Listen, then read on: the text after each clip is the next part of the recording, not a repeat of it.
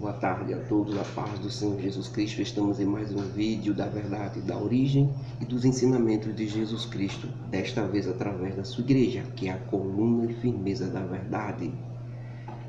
Um organismo vivo. Jesus criou uma igreja e não uma religião. As religiões já existiam, mas Jesus Cristo criou algo novo, algo que ia mudar, impactar completamente o tipo de adoração.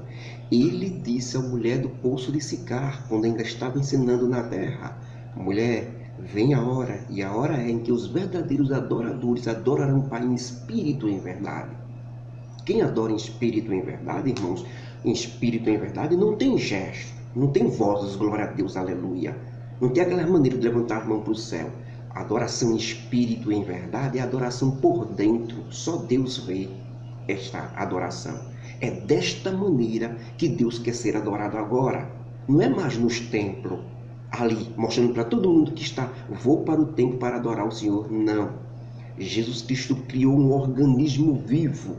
Agora, nas pessoas está o Espírito Santo, o templo de Deus, a morada de Deus em espírito. É nas pessoas, organismo vivo que andam, que falam. Este é o tipo de adoração hoje para a igreja do Senhor Jesus Cristo.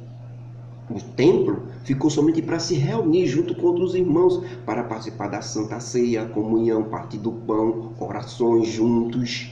A adoração tem que entrar dentro de cada um. E foi isso que Jesus Cristo fundou, onde as portas do inferno não prevaleceriam. É sobre a sua igreja, sobre os verdadeiros adoradores, em espírito e em verdade. Deus, o Pai, é espírito, não tem forma, não se vê. E importa que todo aquele que queira adorá-lo faça isso em espírito e verdade também, ou seja, sem forma, sem gesto, dentro de si mesmo, o Espírito Santo habitando dentro da pessoa. Esta é a verdadeira adoração nos dias de hoje. Então, no nosso último vídeo da verdade, sobre a igreja, os passos da igreja agora na terra, nós vimos um episódio muito bonito em que Pedro e João subiu até o templo do Senhor ali em Jerusalém, logo após, fundação logo após a igreja confirmada. Jesus Cristo disse que ficasse na terra, terem recebido o poder do Espírito Santo. Agora subiram ao templo para adorar, e eles encontraram o aleijado da porta chamada de Formosa, uma porta muito importante ali no templo da cidade de Jerusalém. E o esmoléu, o paralítico, pediu a ele uma esmola, e Pedro, já cheio do Espírito Santo, disse: nós não temos prata, nós não temos ouro, mas isso que temos te dou. Levanta-te em nome de Jesus Cristo Nazareno. E Pedro pegou ele pela mão e levantou. E o paralítico se levantou e entrou no templo junto com eles, dando glória a Deus. Foi espanto ali para todos. Todos ficaram abismados, porque todo mundo ali conhecia aquele aleijado desde pequeno. Ele já estava com 40 anos, ele já nasceu aleijado. Era um fato comprovado, não podia ser um enganador. Mas logo no começo o povo pensava que tinha sido enganado aquele tempo todo. Mas eles pensaram direitinho e viram que realmente ele era aleijado e que era um milagre de Deus. Então ficaram olhando para Pedro e João, espantados. E Pedro disse: por que vocês olham para nós como se nós, do nosso poder, tivéssemos feito este milagre? Foi em nome de Jesus Cristo, a quem vocês crucificaram, que este homem agora está são. E fez aquele discurso belo e bonito sobre a salvação em Jesus Cristo, quando abriu as portas do céu. As portas do reino dos céus foram abertas por Pedro. As chaves que Jesus Cristo disse que daria a Pedro para abrir o reino dos céus, era ele o primeiro a pregar sobre a salvação e o evangelho da salvação, e 3.000 almas se converteram naquele dia. Os líderes religiosos, vendo que esses dois estavam pregando, dizendo que Jesus Cristo ressuscitou, e não que eles disseram que os discípulos tinham roubado o corpo de Jesus Cristo. Jesus Cristo não ressuscitou, e eles viram que eles estavam dizendo que Jesus Cristo ressuscitou mesmo, e a prova era aquele milagre daquele paralítico. Então todos aqueles homens ali no templo se sentiram enganados pelos líderes religiosos e mandaram prender Pedro e Tiago. Quando mandaram prender Pedro e Tiago, Pedro e João, o que foi que eles fizeram? Eles foram e testificaram diante deles que foi mesmo Jesus Cristo que ressuscitou. manteram firme a palavra e disseram a eles que importava obedecer mais a Deus do que a eles, que não iam parar de falar no Evangelho. Então, eles prenderam ele, soltaram, né? Porque não podiam sustentar, porque o grande milagre estava feito.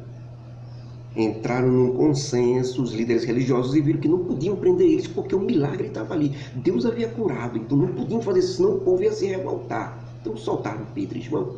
Então quando Pedro e João voltam, eles oram junto com a igreja que está ali no cenáculo, ainda em Jerusalém, pedindo mais força, mais ousadia, mais poder. E ali eles oram e Deus novamente pega aquele local onde eles estão orando, abala com a presença do Espírito Santo e concede mais ousadia, mais poder à sua igreja. Então a comunhão começou tremenda ali. Então os discípulos repartiam seus bens uns entre os outros, havia comunhão, partir do pão, oração juntos, todos vendiam suas propriedades, dividiam junto com os outros, não havia mais pobre na igreja, classe social era uma só, exatamente o modelo que Jesus Cristo queria para a sua igreja. Um povo que todo mundo era igual, não havia acepção de pessoa. Da mesma forma que se respeitava o irmãozinho da banca, se tratava também o pastor e líder.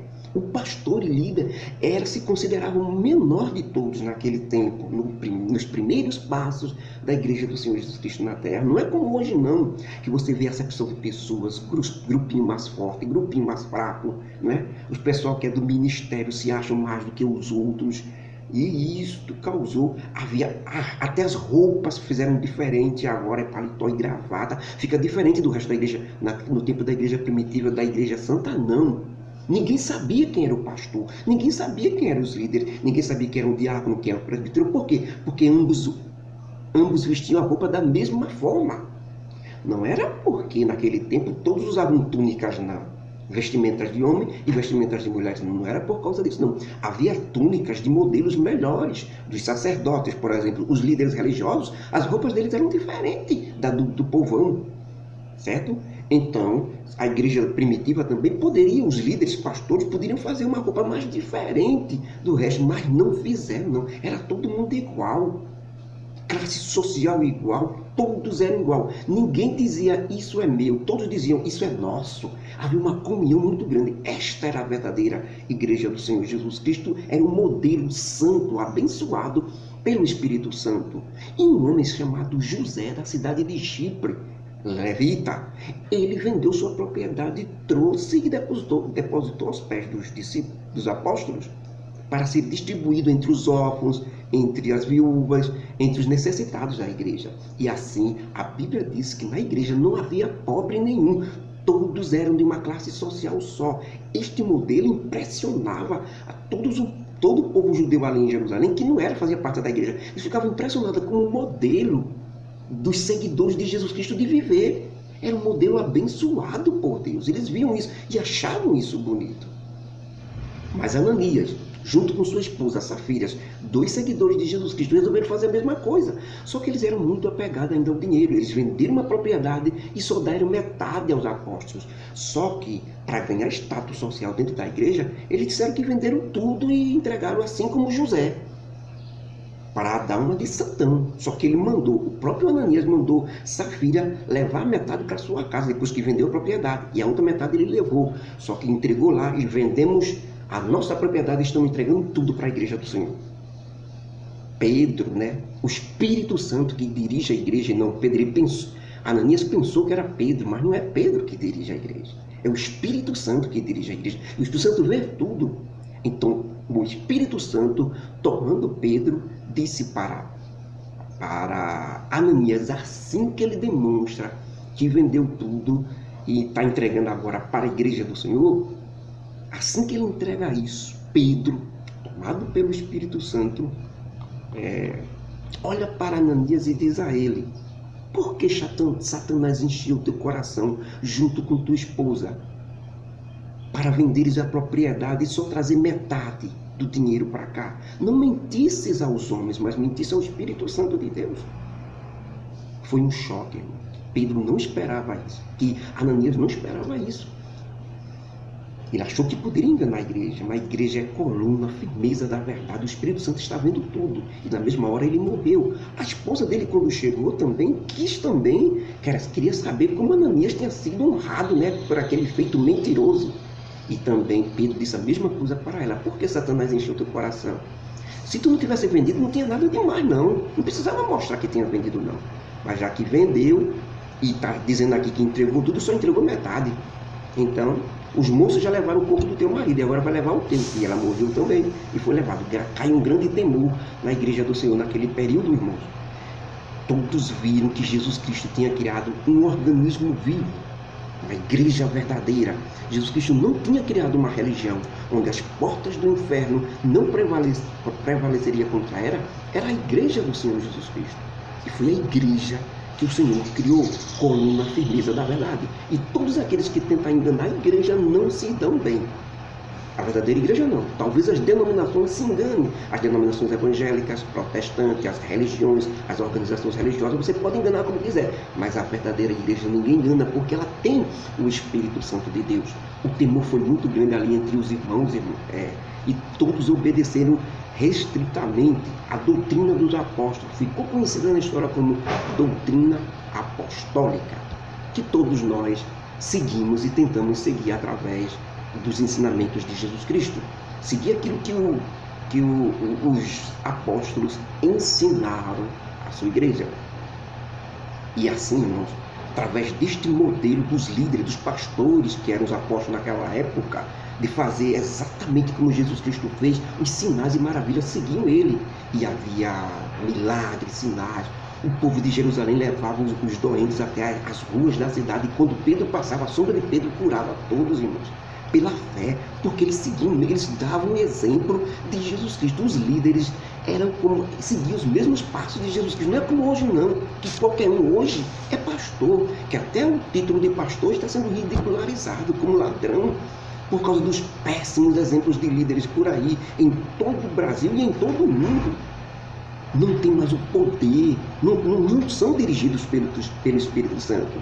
Estão fazendo disso, do cargo de pastor, modo de vida, para viver do bem bom e do melhor. Os apóstolos não, era perseguição. Nós vamos ver toda a perseguição que aconteceu contra eles. Não tinha luxo, não tinha salário de 15 mil, 13 mil, não.